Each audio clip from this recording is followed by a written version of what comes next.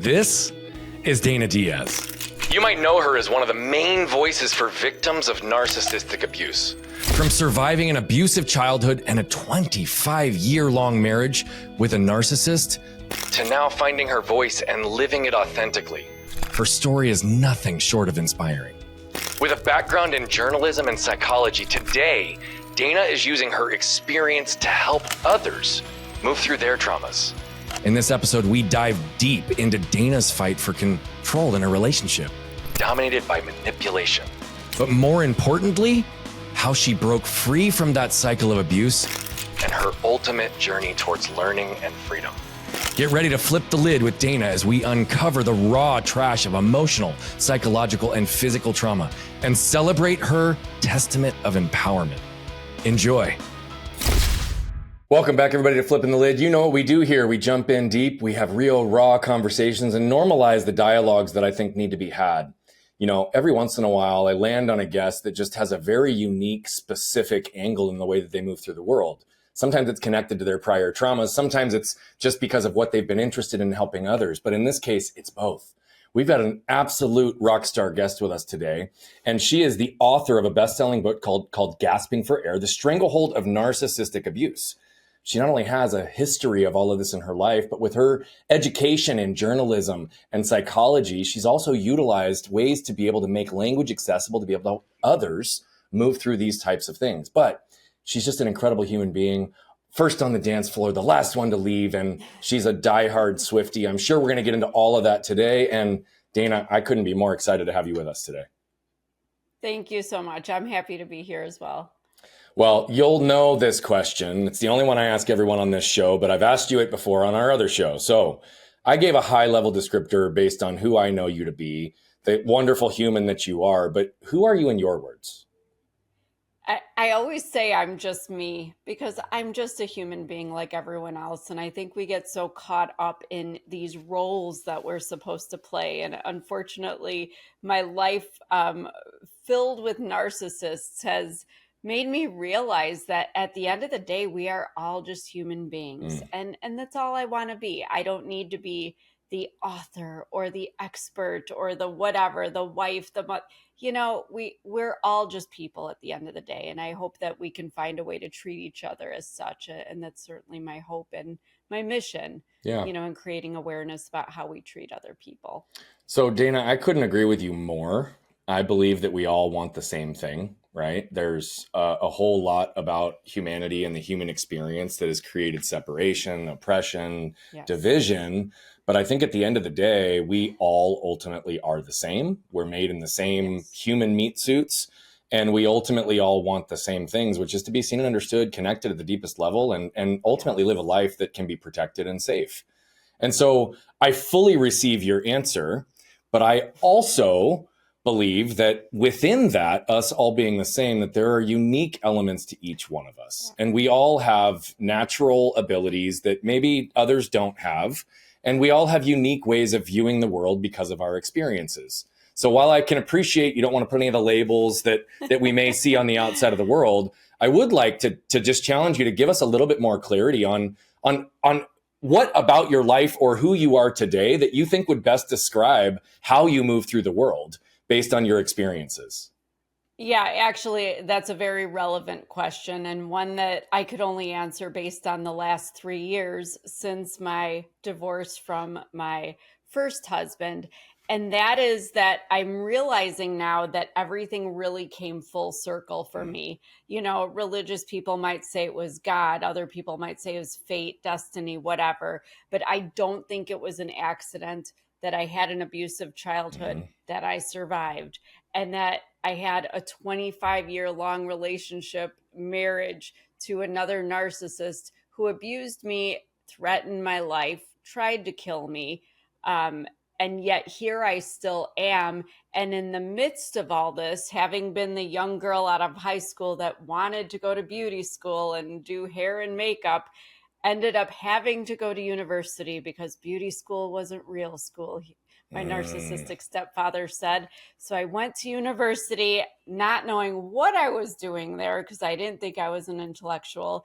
And lo and behold, right away, my freshman year, all my professors were just stunned at my ability to write naturally well and speak, with ease in front of a group. So, like I said, it's all coming full circle now because having that abusive past, and since I think I was 12 years old, I'd wanted to advocate for victims of abuse, particularly children.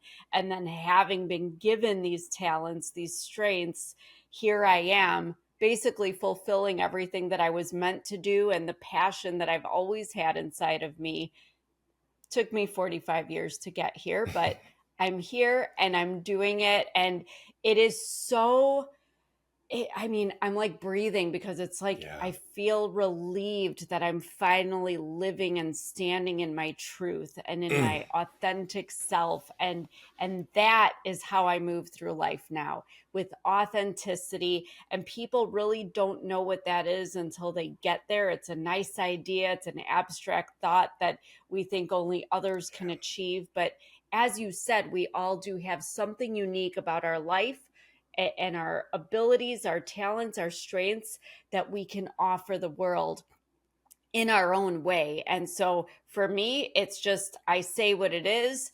I write it in books. I speak it on podcasts because at the end of the day, all that tough, nasty, ugly stuff that polite society wants to sweep under the rug is the stuff we need to grow and to learn from each other and to connect and to relate. And that is what being human is about. Dana, I mean this in all the loving ways that I possibly can, but I just adore you, dude. You are an amazing human. And even the way you articulate all of that is just beautiful. It's interesting because people ask us in our world, hey, how do you know when somebody's ready to be doing work with you, Brian? Right? Who's a good fit? Who's not a good fit? And I always say, if somebody doesn't have the interest or the courage to stand in their truth, they're not ready to be in my world, right? The old adage goes, the truth will set us free, right? It always is. And as we even say in our own language, when we talk about the trash from people's past, most people's truth is buried behind and below the trash from their past in ways that they can't even see it, understand it. And your ability to even articulate this buzzword of authenticity through the lens of really finding your truth, your voice, all of the above it's just beautiful. I have to ask as well, because I think I see this pattern often for individuals. I want to go as far as to say I see it more often with women, but that's not in any way a gender separation when I say this. But there are many women that I have had the privilege of getting to know who happen to be incredible writers, who have this unbelievable gift to articulate words in a written sense in particular. And in many cases, that was further conditioned and honed because it was the only place they were allowed to express themselves growing up through their own experiences, because that was the utilization of their voice versus the external one that they were able to vocalize, right? So I'd be curious how much that correlates to your experience. And if so, when did you realize the gift that writing was for you? It's interesting because I feel like it started when I was very, very young. I mean, probably as far back as I can remember, like 5 years old, maybe even, a little bit before that, because the interesting thing was that, anybody who's been through an abusive childhood or lived in any abusive home, mum's the word. You don't talk about it. You're shushed. And you're afraid too. The fear is instilled in you that you don't talk about it because there's going to be consequences for exposing the person. Or, oftentimes I found even that the abusers don't want to even confront their own actions. Yeah. So we just can't acknowledge it, and I'd go and talk to great grandma. Shh, don't talk about that. We don't talk about that. And that's how society is. So, I didn't want to be met with the physical consequences that followed my tenacity, that when I stood up for myself or spoke up about it. So I found that music, and it was little stuff. I my first concert was an Andy Gibb concert. I love ABBA, so as silly as it is, that disco stuff, but all these songs about love. And I, again, as a small child, I remember I loved the word love. If I saw the word love, even to this day, in some decoration or whatever, it just attracts my heart. And I love hearts. I'm obsessed with hearts, always have been, always will be. But I would hear songs and, hear something that resonated even at that young age that I could never put into words myself. And just, I think we all have that moment where we hear a song and maybe we read it in something where we're like, yes, that's it. That's the thing that I feel that I could never put my finger on. And for me, it's kind of strange, but it was a song by Crystal Gale. It's called Don't It Make My Brown Eyes Blue. And I remember that I would sing, you get a song stuck in your head. I might be humming it or singing it. And I didn't get in trouble. I didn't get hit for it. I didn't get scolded. So I could sort of speak my truth back then through music. And then I fell in love with lyrics. I would just play records. Yes, we had records back then, the old vinyl. Yeah. And I would play my 45s over and over. And I remember I would sit with a notebook, stopping them. And then it was tapes and then compact discs. But even all through my teenage years, writing the words and just, sometimes I'd change the words up in a song, change the lyrics and rhyme them. And so that's where my writing really began, was through music. But it was the ultimate coping mechanism because I couldn't get in trouble for it. Yeah. Yet I was still able to sort of vent and get it out and express it in a way that was healthy for me. So, and to this day, I mean, even in my book, all my chapter titles are song titles because I would play this little game that started as a kid where if something happened, there might be a song that reminded me of that situation. Or I know a lot of times there are, you might turn on the radio or play some music and it might remind you of some person. And that was the same thing. There's always a song that I can apply to some important person in my life or somebody who's affected me. So it's been a tremendous thing. So I've come to appreciate lyrics, which is why I'm a Swiftie, because that girl can craft words in a way that is brilliant. Do I love all her music? Not all of it. I wasn't so much a fan of the country stuff when she started out. There's one album in particular, Reputation, that I love for personal reasons. But I mean, the way she can put words together is just unbelievable, especially that she started at such a young age. But that's where writing came into play. And I'm still doing it every single day.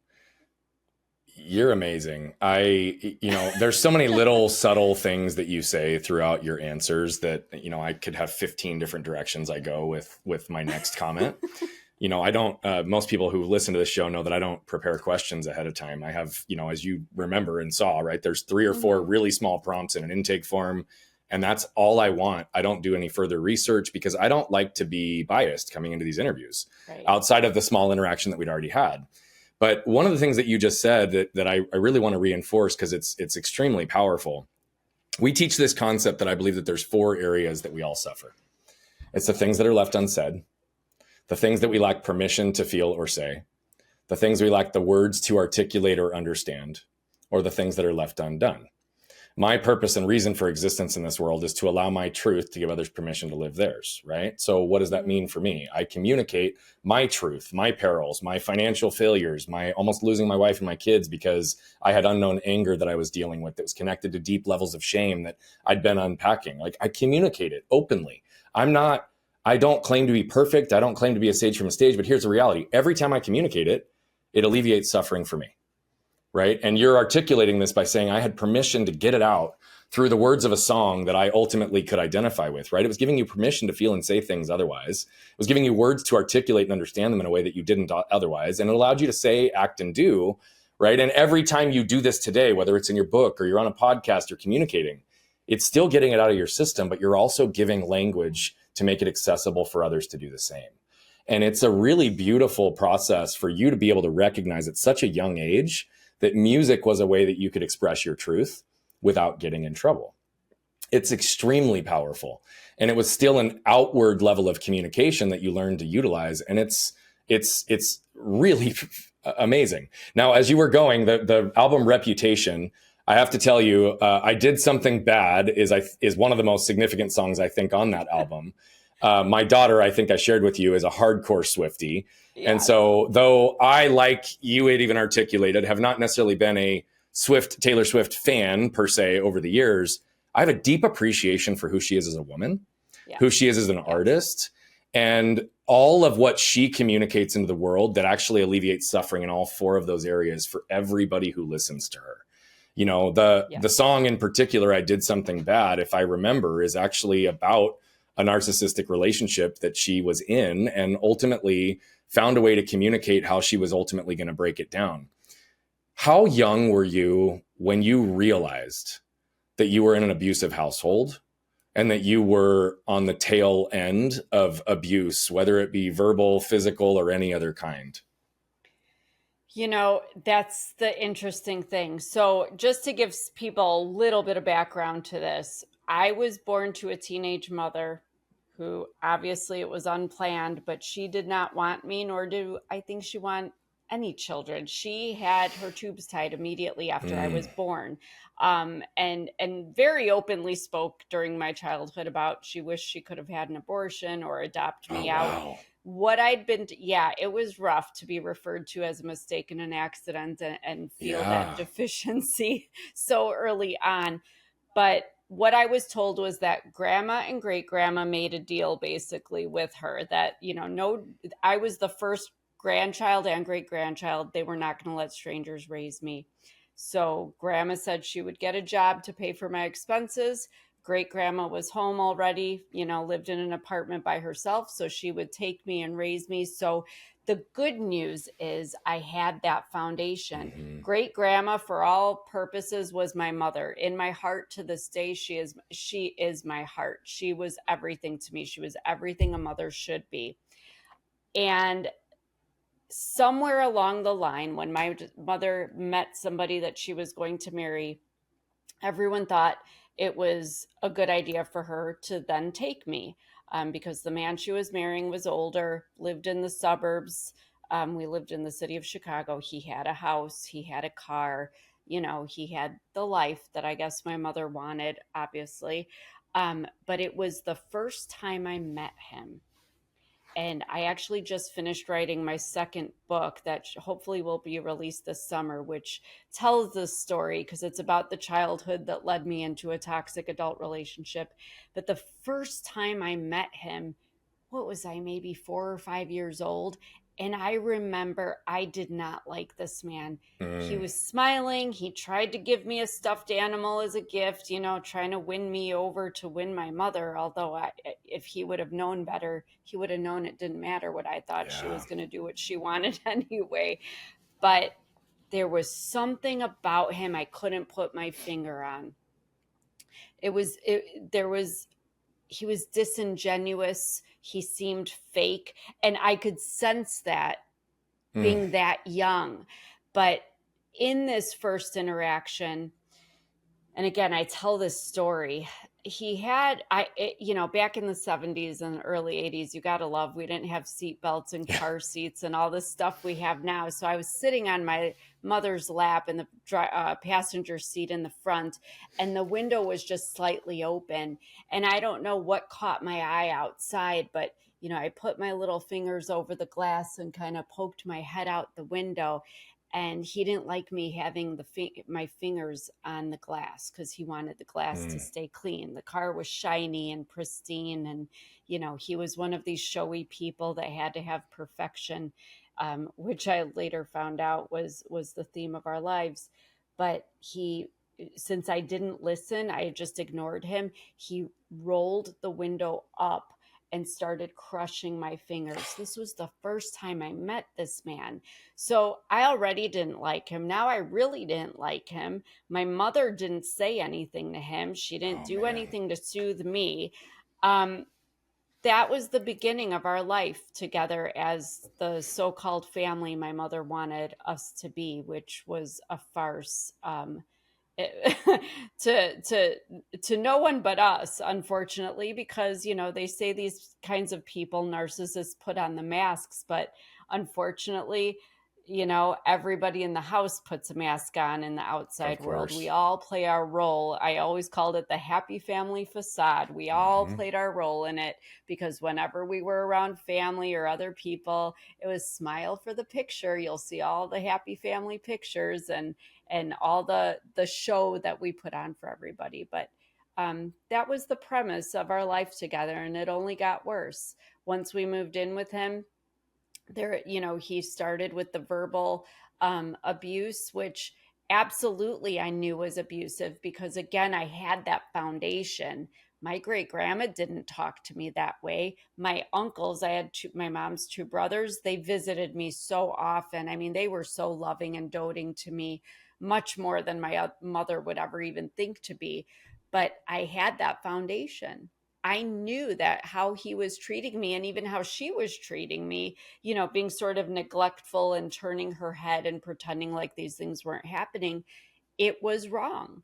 And, so I did stand up for myself. As you already know, I'm just a little fiery. And so I stood up for myself, but that met with, like I said, the physical consequences. If I picked up the phone to call for help, he would beat me with the phone. If I tried to escape him, he'd grab my ankle, my arm, anything. There was a lot of stuff that happened. Certainly not to the most severe extent that, I've heard some horrific stories of child abuse, and I'm grateful that, I was never sexually abused. But, honestly, the physical stuff for me, fortunately, it sucked, it hurt, but it went away. The bruises went away, hand marks went away. The verbal, though, it's like it recorded itself and replayed on a loop through my whole life. And that stuff affects you like nothing else. Yeah. Wow. Yeah. It's interesting though, too, to even listen to you talk about how the physical went away and the physical healed. But, I have to believe that the physical harm also created emotional harm in addition to the verbal. And belief systems that, ultimately you're not going to be safe or protected in any environment. And just because you can endure the pain doesn't mean that it's a healthy way to live by any means. That's absolutely true. But it was that verbal, because he was telling me things. And I always tell people, before I say this, think of, everybody knows a 5 or 6, 7-year-old little girl. Think about that little girl right now, and think about telling her, nobody loves you. Your own mother doesn't love you. I shouldn't have to pay for another man's child. You should be glad I'm giving you shelter and food. Basic things. My mother would make me feel badly. I didn't have a bed for a while, but she would make me feel badly. I should be more grateful that they fed them and clothed me. And I'm like, but isn't that your responsibility? Because you're my parent, know? And, it's like, I didn't ask to be brought into this world. But that was the thing. Yeah. But they had pounded it, both of them, through, and complemented by the physical abuse. It was pounded into my head that I would never be enough. I shouldn't even be here. So I was just trying to get approval. I would do anything and everything. I was that overachiever, thinking maybe this would be the thing they would be impressed with. Maybe this will show them that I'm worthy and deserving of a pat on the back at the very least. But nothing, I say to this day, I could win the Nobel Peace Prize and it would never be enough. It'll never be enough. Yeah, you were like so many people who were on the receiving end of abuse or neglect, or even just high performers that have learned to receive love, validation, and connection through performance, right? It seems as if it's contingent upon everything that you do, and that your value and your worth is tied to your actions, when in reality, going back to even your very first answer, we as humans have inherent value just because we exist. And it's a very, very interesting progression in so many people's lives, because even what you're about to do in your second book, you are actually showing people the pathway and the patterns that were created that led you into a life that kept you trapped even longer. Right. And Yes. so often that is true, whether it's in a narcissistic abuse scenario like yours, or in so many others that have these belief systems that are ingrained in the first 7 to 14 years of life that then Yes. create beliefs that our lives only further validate, and we live further into those patterns. Right. There's ways to break those patterns. But to focus in specifically on narcissism, how do you today define narcissism? How do you identify it in someone? And how do you communicate or work through a relationship with a narcissist if it's even possible? Okay, so there's a lot to narcissism. So I try to keep it very simple, because I will say this: there's a lot of narcissistic tendencies and qualities that they frequently exhibit, but the one thing they all have in common is that they have to feel superior. They have to feel more important than everybody else. The thing is that, and why I say it that way is because there's different types of narcissists, depending what you read and who you talk to. There's this many, there's that many. But, like, I'll give 2 examples. My stepfather was what we call an overt narcissist, your basic narcissist that is going to tell you how great he is. And look at what I have. And he has the fancy cars and the watches and the way too big house that nobody else can afford but him. And that type of person. It's annoying to no end, but the abuse is where the problem is. Then there's my ex-husband, who is what we call a covert narcissist. I always say he had a personality like Eeyore from Winnie the Pooh, sort of, always had the slumped shoulders and drooped head, and poor me, nothing good will ever happen. So it sort of baits people into giving him that admiration and praise that made him feel this, sense of ego that he didn't feel in himself. He was actually very insecure. So he needed to, get that validation outwardly and externally. So that's why it kind of caught me off guard, where I sensed when I met him, he reminded me of my stepfather. And I thought, ooh, I don't know about this guy. I don't know if I want to get into this with him. But that humility threw me off. But the signs that I have come to know are the sure, clear-cut signs, and even take the narcissism out of it in any relationship. 2 things. If somebody is diminishing you, demeaning you, insulting you, overly critical of you, using words to basically strip away any sense of intelligence or your sense of who you are, make you feel less than in any way, shape, or form, probably not a good idea to engage with. This is not a person that is for you. And I go to my example that my ex, forgive me, I won't say the words, but my ex used to call me an effing see you next Tuesday, like it was my name. And over 25 years, I used to be so offended by the vulgarity of it. To the end, I like literally responded as if it was my name. It was just so common that I just assumed if those words were said from his mouth that he was referring to me, and I would answer to it. That is not how you speak to somebody you love. That is not how you speak to somebody you even like or respect. So people need to start thinking when they're in these situations with people that are calling you these nasty, disgusting names, that's not love. That is not love. That's not even like. It's disgusting. So that's number 1. The second thing that always is an issue that I'm now seeing is control. Yeah. If somebody wants to control any part of, and these are typical narcissistic things, you have to live where they want you to live, which is usually nowhere near your friends and family. you can only see the friends and family that they want you to see, which is usually none of them, because they want you all to themselves. They want to be the only influence on you, because God forbid you have a thought of your own or are influenced by other people who see things for what they are, and then you leave them. They control what you wear, how you look, what you eat. My ex had our life so regimented. It was down to, I didn't even have a smartphone until our marriage ended in 2020. Wow. Oh, wow. Because God forbid I had the internet. He didn't like me going on the computer when he was home, because God forbid I might find out access to information and education. Man, that would be the worst thing. Jeez. I wanted to get my master's degree. I wasn't allowed an education. I wanted to use my degree in journalism.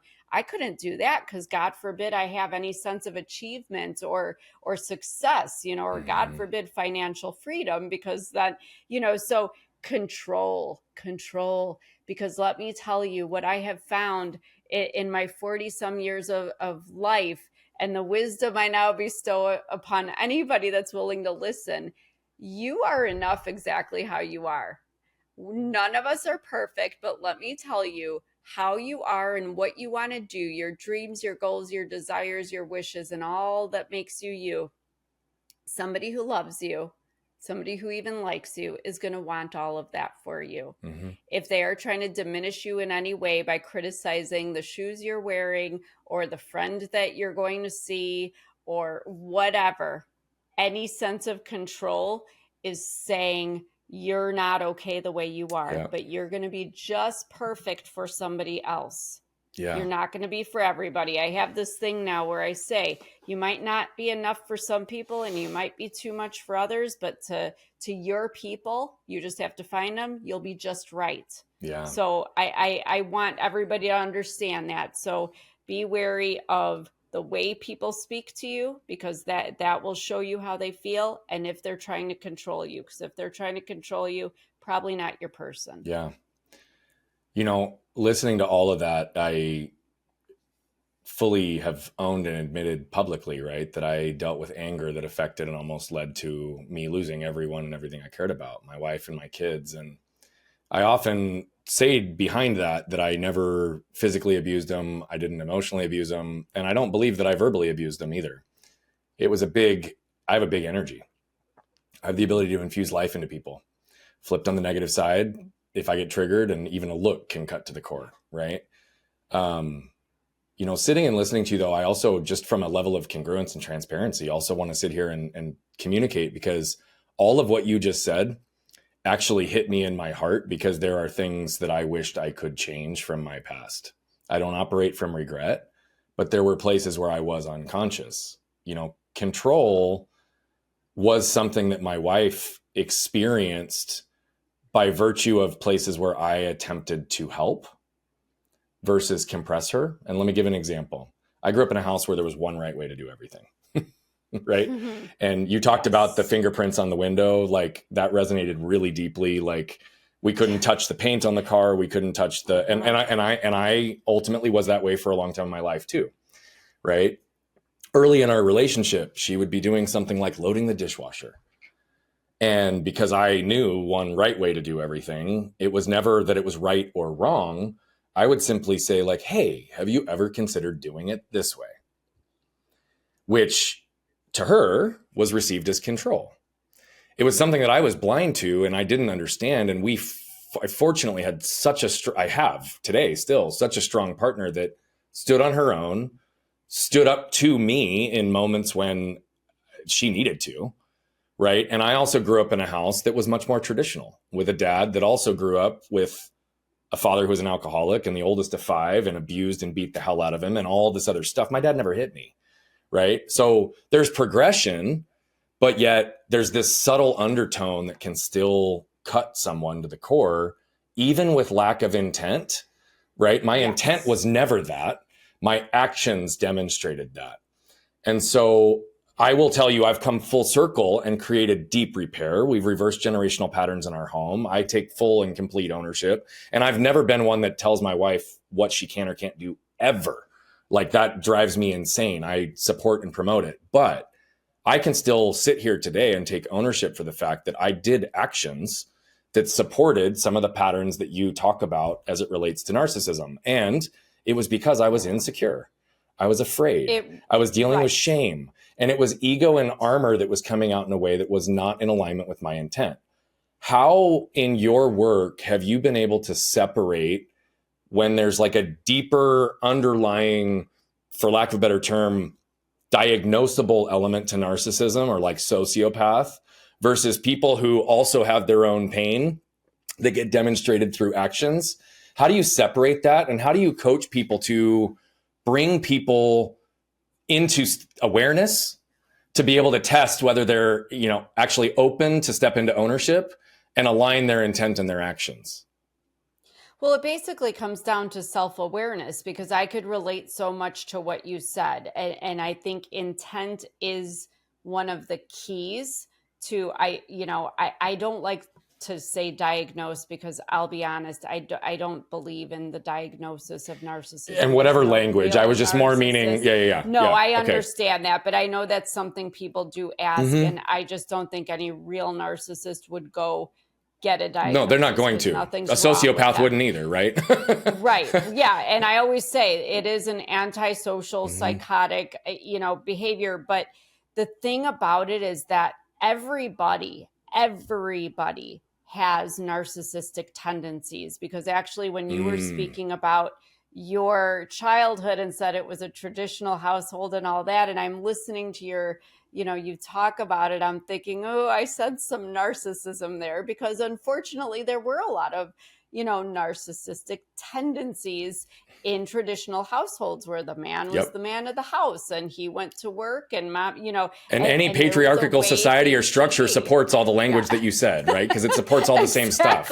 Yeah, exactly. Which is why there are a few countries that don't even acknowledge narcissism. My books have never been sold there, because to them that's just normal and it's acceptable.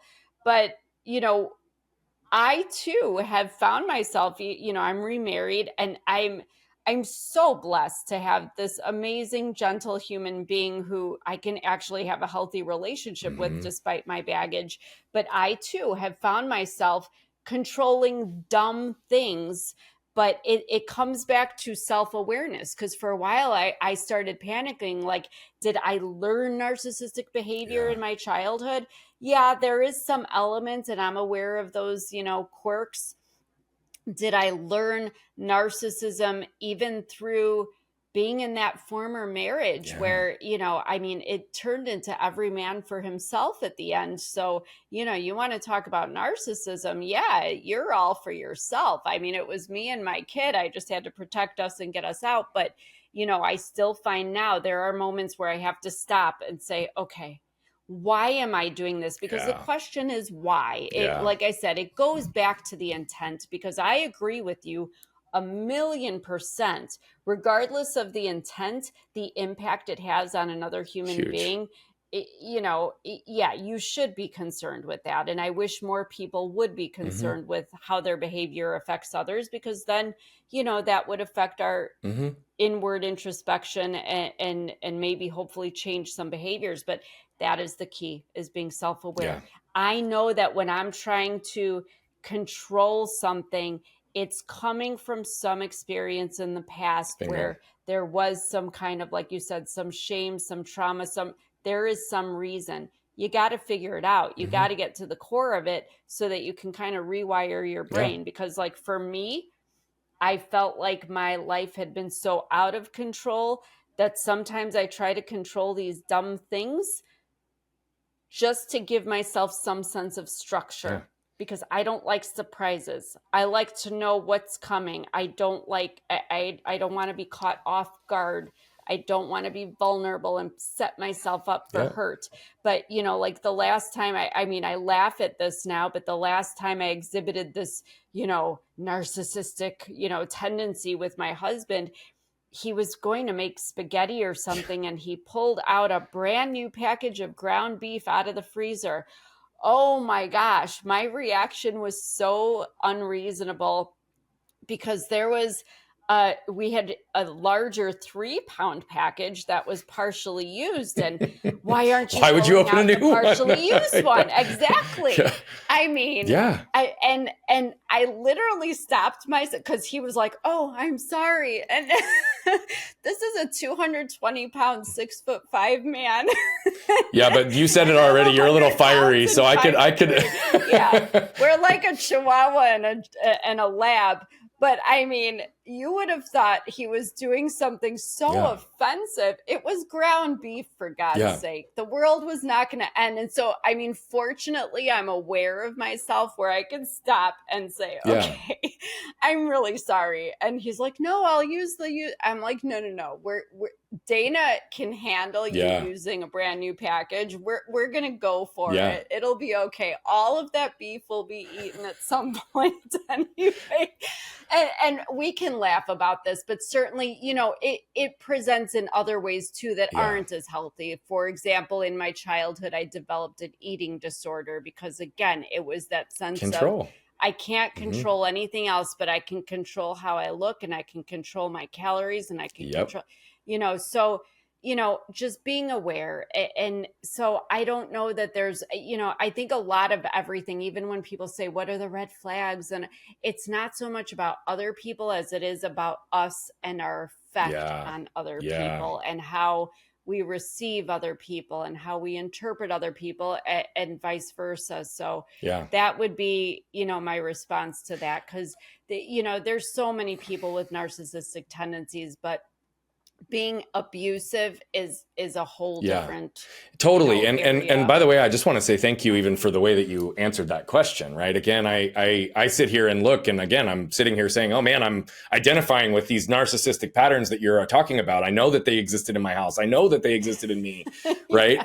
But I also appreciate that you brought it full circle and you're like, no, all of us have that.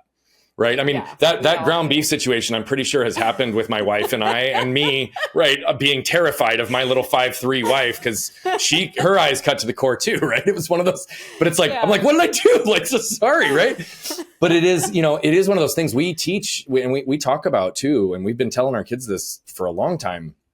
But my own awareness, stepping into ownership around anger, is what helped me really understand this a lot better, right? It's the world will never judge us based on our intent.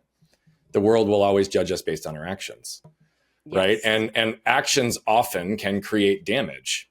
And I believe that the biggest part of ownership is not just owning, yes, I took these actions, whether there's shame, blame, fault tied to it, but also part of ownership is seeking to create repair, you know? And I'll just give you an example, because I think you even said it. It's like, man, I react in different moments. We teach this whole piece around helping people understand how to get out of those reactionary moments, right? How would my anger show up? Something like this. My wife would say something like, hey, honey, what do you want to do with the kids this weekend? But my anger and shame filter would cause me to hear it this way. Hey, honey, you've not done enough to be a good husband and father here recently. So what are you going to do to make up for it this weekend? And because I care so much about being a good husband and father, now I feel like I'm being challenged. Now I feel like I need to defend. So what happens? I feel the puff of anger in my chest. I feel the heart rate go. I feel the wave of heat. And then I rattle off the 10 things I've done in the last 4 days to show her I'm a good husband and father. And that wasn't even what she asked me. Right? Now, what's crazy to me is that a decade of our relationship, I was blind to those types of patterns within myself. I didn't see it. I didn't understand it, no matter how much she brought it to my attention. Yet I can own fully, once I understood it, right, that I created a ripple effect of damage in my household for a decade. And that doesn't mean that I was a bad husband. It doesn't mean I was a bad father. I was actually really good in both those categories. But my actions created damage in a way that I had to ultimately step into and create repair. And so I love the way that you even just communicate about it. We all have these tendencies. We all have this. And guess what? Control is all about seeking safety. Funny enough, our first conversation today, because of how we got this scheduled, was around calendaring, right? And what's funny is I told you I can't operate. I'm not even allowed to touch my own calendar anymore. I have a hard time operating in the man-made construct of time. But there was a time in my life 10 years ago, 15 years ago, I was really good. I was like a perfectionist. I had so much control over my day, my calendar, my everything. Every minute was planned. I knew every single thing that was going to be structured, right? That wasn't even my natural state, but it was all around creating safety, right? Safety sometimes from things that I didn't even need to be worried about, but my nervous system and my patterns caused me to believe so. I really love how you navigate through a whole variety of these situations. One thing I want to bring to and into our conversation is that your first book, you actually started as a journal that you hid under the couch cushion in the basement for how long? Yes. Well, it was I tell this story in the book actually. It was during COVID because interesting fact, I hate to use the word victims, but people in abusive situations tend it takes about 7 times before you actually leave. Right before we went into the shelter in place, I had finally gathered the strength to speak to an attorney about filing for divorce. It was the 6th attorney I had spoke to in 24 years at that point. And she gave me some homework. I couldn't file just yet. I had a few things I had to get lined up. And literally it was within 2 weeks after that, we go into the shelter in place. So, without giving away too much in the book, I was scared to be locked in the house with this man. I literally moved everything, my computer, I turned the reclining sofa in the basement into a makeshift bed. I slept down there. There was a laundry room sink. So I had my toothbrush and my toothpaste. And I even was like sponge bathing out of that sink just so I didn't have to go upstairs and use the shower, because when you're in the shower, when you're sleeping, all these different types of situations, what are you? You're vulnerable. And I could not, it was paining me to have to be in the same space, because up to that point, there had been 20 some years of things that had happened leading us to a very strong sense that he was trying to get rid of me. I knew he didn't want to have to do it by getting his hands dirty, so to speak, but I was absolutely living in complete fear. Wow. So much fear that I had so much of that stress hormone cortisol running through me that it actually made me autoimmune and gave me this scratchy voice you now hear, this lung syndrome that's like having COPD and fibromyalgia. So I had already been greatly affected, which was my motivator. My health was my motivator to just say, I can't be in this relationship anymore. But I was scared. So I started keeping this journal, and most people can relate when your kid comes home at the end of the school year with like 10 notebooks you had to buy at the beginning of the year, but they didn't use half of them. It was probably something from his 3rd or 4th grade. I could tell by the scribbles of cartoony figures in different marker colors on the inside on all the pages, but it was unsuspecting. If somebody found it, they would never think there was information inside. But I was basically documenting everything.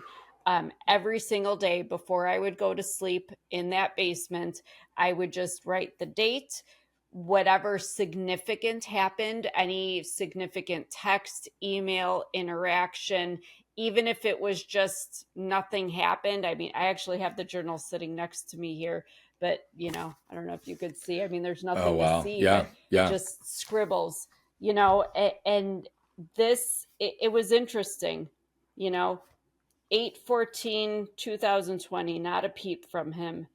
8/15/20, still no peep. He was out all night, and it goes quiet.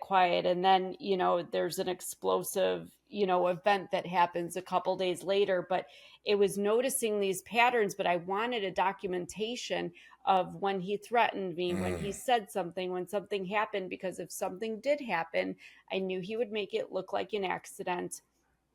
I knew, he had made already an attempt to put me in a situation where with prescription drugs where it looked like I had attempted suicide. He dragged my body into the bathroom, left me there.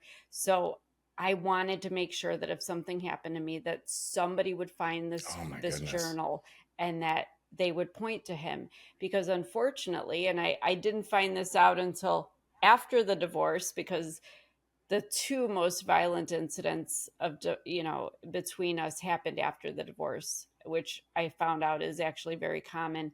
But when I was trying to get an order of protection in the court, they said, well, there's no paper trail and you don't seem to be abused. You look fine. And I'm thinking, yeah, totally but I'm also dismissed sick in your own truth, man. That happens too much. The problem is, if you don't have black eyes and bullet holes in your body, it got to the point, honestly, it sounds awful, but I'm just going to say it. I sometimes wanted to provoke him. I wanted him to stab me with that knife that he kept next to him. Yeah. I wanted him to beat me.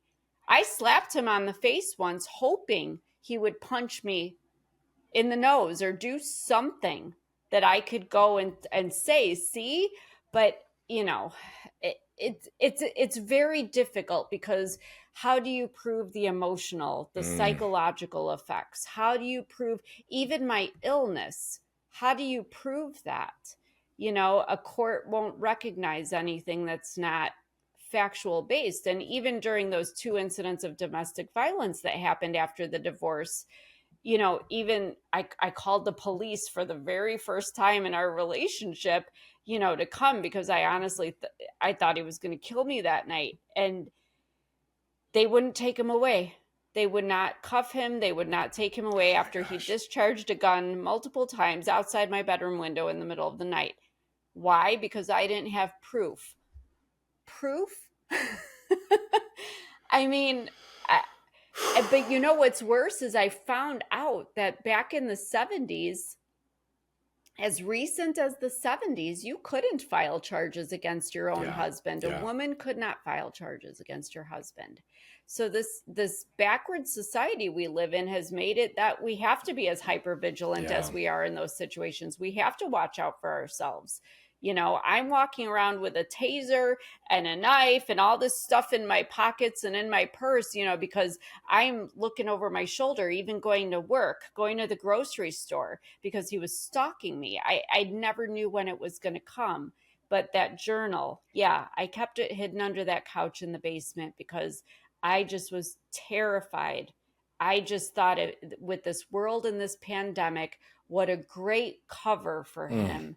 To be able to do something and use the isolation just depressed her and she took her, I could just see it playing out before me, and him getting the life insurance and buying a new Mustang and crying the pitiful tears of a single father, a widower who, it was just him and his son left. And I was like, no, that fire that was still, there were still some ashes, still in me from that fire I used to have. I was like, no, I'm not going out like that. I will make sure that he gets what's due to him. So that's where the book came from. It was just an elaboration of a lot of these things that happened that I journaled about.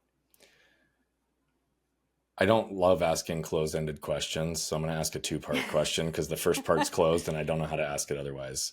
Was the journal ever taken into account as evidence, proof, or documentation that actually helped you in the courts or the divorce? No. You shook your head, but no. Okay. No. And then the second question is, what was the turning point that actually gave you what you needed to be able to go down the path of divorce so that you could create freedom for yourself? Well, like I said, when I got sick, it was really bad. And to give people an idea, I had like 24 random symptoms, but they were debilitating. I had dropped to 93 skeletal pounds, which is not healthy for a 40-some-year-old woman. I couldn't even tear toilet paper off the roll because my hands, I had no feeling in my hands. Half the times I couldn't hold anything. I remember I couldn't even get into my house once. I could not hold the key. And I mean, my body was just shut. My doctor told me my body was shutting down. He said, your body basically is acting as a generator now, just doing everything it can to keep your lungs breathing and your heart pumping. But I was on a backpack oxygen machine. Yeah. It was ridiculous. And for a girl who, I coached cross country for 9 years, I ran 5 miles every morning. I was eating apples and hard-boiled eggs for lunch. Like I was as healthy, well, theoretically as a horse, but this shouldn't be happening to me. So that was the big thing that I always tell people, you don't really know what your deal breaker is. Yeah. You know, a lot of people say, oh, if my spouse cheated on me, well, mine cheated on me so many damn times. I probably don't even know half the times. I stopped asking because I just didn't care anymore. I was just glad it wasn't me, you know? So it's just one of those things. You think that's going to be the thing. You'd think it was the crowbar he swung at my head. You'd think it, you know, it should have been all these other things. But when it came down to it, when I got sick, I was like, yeah.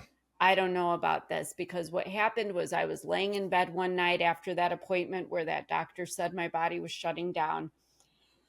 And just out of nowhere, just kind of thinking about my life, you know, I thought, I don't want to go out like this. Like, is this all I was meant to do, is be here to suffer and be somebody's punching bag? And I couldn't accept that because I felt like I hadn't even had a chance to live the life that I had intended to live.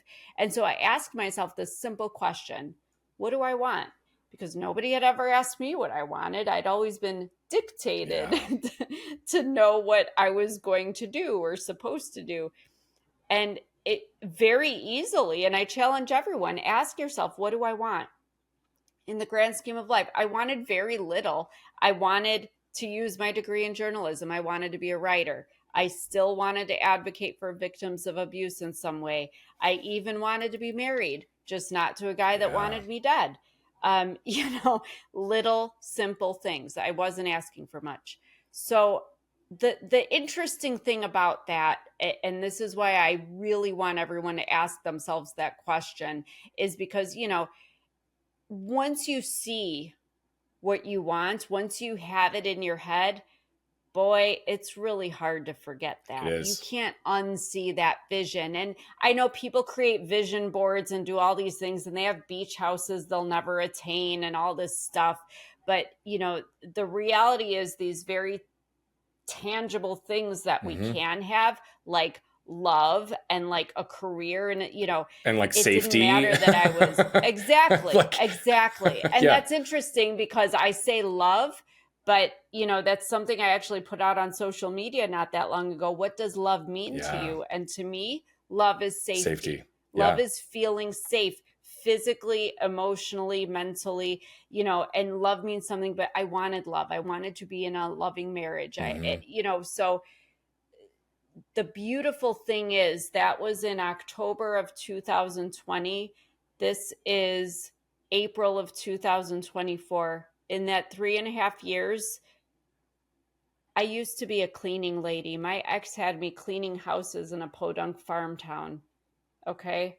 Even though I had a degree in journalism. I have published a book last year. I am publishing 2 more this year. I'm not scrubbing toilets anymore. Cinderella story. I am remarried. I've known my husband's family for 20 years. I've known him many years. Always liked him. He was always there. But once, you know, my vision was unclouded, you know, we were both like, oh, there you are. Where have you been all my life? And at this stage of life, you know very clearly what you don't want and what you do want. And we checked off each other's boxes. I hate to make it sound so clinical, but it just, we clicked. It went together. And he showed me how to forgive myself and how to forgive others and how to move forward despite all that ugliness in my past. And more beautifully, he has supported me and shown me what love should look like by every single day, you know, telling me to go save the world and be the writer and be the podcaster and do what I can to help other people and fulfill my passion, because he knows that's what I want. He doesn't care if I clean the house. He doesn't care if dinner's made. He doesn't care if I don't make another penny for the rest of my life, as long as I am living in my passion, doing what I always wanted to do. Folks, that is love. I agree. That is love. And it's a love that I never thought I deserved, but I am so grateful. And I verbalize my gratitude every day to him and to the, you know, God, and because everybody deserves to live to their Correct. full potential and live the life that they want, you know? So please, I am going back to everybody. Yeah. Ask yourself, what do I want? Yeah. It's such a profound question and such a simple one, right? And it really does point people towards what's important. You know, that's one question I ask a lot of clients when we first start working together, and most can't even answer the question, right? And there's a lot of people that end up, like you just described, not actually living their own lives until they're in their 40s or 50s or 60s, right? They're living based on someone else's standards, someone else's control, someone else's desires. And, you know, going back to the whole concept of patriarchy, right? And control and oppression and rules and structures that ultimately only perpetuate hierarchy, right? Yeah. Like, I have to say, as a father of a daughter, as a husband of an incredibly strong woman whom I am proud to stand behind and beside and supporting what and who she is, it is challenging for me still to this day to witness men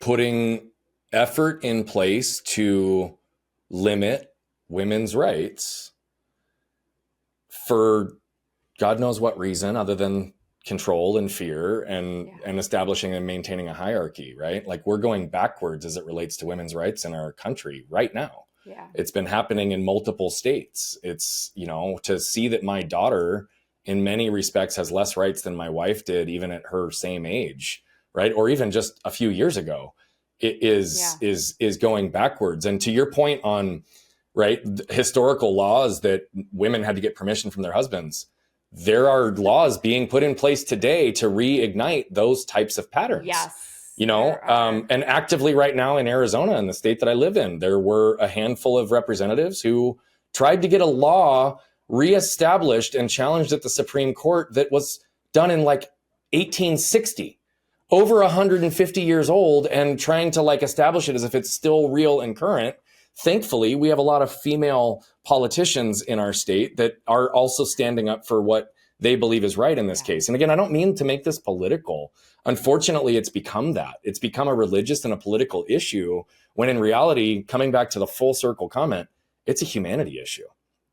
Yeah, and it absolutely and is. it's something that I want to say I'm extremely grateful for you for using your gifts, your talents, your experience to normalize the conversations that need to be had, to give so many women hope, perspective, direction in their journeys that many are still trapped in similar dynamics to what you just discussed, right? I know this for a fact because you can see it throughout society, and I see it happening all the time. You are a change maker, and you're doing it with your heart, and you absolutely not only deserve everything that you have currently, up to and including, hopefully you already have those 2 goats, the screaming and the fainting one, because you've always wanted those too. But not yet, but I'm trying. But that's on the list. That's going to be before too long. And I have no doubt that your current husband is going to absolutely make sure that happens for you. Right. Yeah. But it's you showing others what's possible and using your experiences and your gifts to make the lessons accessible. So as we bring this to a close for our conversation today, I want you to look into the camera and speak directly to the women and the little girls in this world. And I want you to give them whatever message that you want as it relates to them being able to step into their power and their potential, regardless of what's happening in their homes, in their states, in their countries. It doesn't matter. How do they become the best humans they can be, regardless of fear, control, hierarchy, and structure? Absolutely. Oh, there's so much to say. I don't know where to start, but I will say this. As somebody who was brought into this world, told that she shouldn't have ever been born, made to feel like I shouldn't exist, and at too many times in my life, not wanting to exist and actually thinking about taking my life, I am telling you, I have been there. I get it. I understand. But every one of us, as I said before, has some reason to be here. We all have some purpose something we have to fulfill, whether it's for ourselves or for the greater world. But there is something in you burning, just waiting to burst out of you. So please don't ignore it. Listen to it. And my mama had an advice to everybody is listen to your gut, because every person you meet, every decision you have to make in your life, every crossroad you come to, if you listen to your gut, I promise you, you will be led in the right direction. You don't have to justify, excuse, enable, tolerate, reason. Just follow your gut. It is a knowing that we all have inside of us that will lead us in the right direction. It's so beautiful, my friend. And so everybody who's listening to this, we mentioned the book earlier, but Gasping for Air, The Stranglehold of Narcissistic Abuse. You can get it on Amazon. Go make sure you purchase it. We're going to put the links down in the show description for those of you that are paying attention. And Dana, how else can people get in touch with you? How can they follow you? How can they support this mission that you're on? I appreciate that. Go to my website, danasdiaz.com, DANASDIAZ.com. There is a quiz on there if anyone wants to take it to find out if you are in an abusive situation. My link for my book is on there. I have 2 more books that will be out before the end of this year. So sign up for the email list so you get notifications when those are out. This podcast will be on there. And please, please, please, go to that press room page, find this podcast, share it, because somebody may be going through something that resonates with you in this podcast, and they need to hear this. Because coming from you, it might seem a little confrontational, but coming from us, it might make them think twice and gain some perspective and decide to make a change. So please share this with anybody that you think might benefit.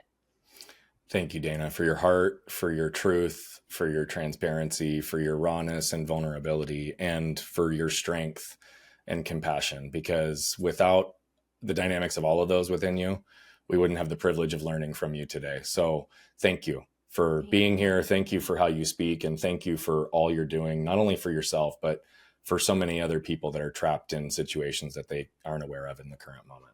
So it's my pleasure. Thank you. We will talk soon, my friend. And for those of you that just watched Dana jump in and flip her lid, man, it was real. It was raw. It was transparent. It was truth, right? Truth. It's the singular thing that's going to set you free. It's the thing that needs to be normalized. Her truth ultimately got clearer and clearer as time went on, but it was still only 3 years ago that she escaped the stranglehold of the patterns of her past. But she kept asking the questions, kept documenting, kept challenging. And ultimately, where she is today is being able to just answer the singular questions, what she wants for the first time in her life. The same is possible for you, but it will take the desire and the courage to stand in your truth. And the only way to get there is to flip open your lid and scan your can. What you can probably tell by now is that I love telling these stories, but what I love even more is the impact that's coming from them. You see, we're on a mission to impact over 1 billion lives as quickly as possible, but to do that, we need you. See, we believe that moved people move people. And so all I'm asking is if you've resonated, connected with any of the messaging, please consider commenting, sharing, leave a rating and review. Thank you so much for tuning into Flipping the Lid. And if you want more information on the show, how to become a guest, how to recommend a guest, or any of the other details, head over to flippingthelid.com. We'll see you there.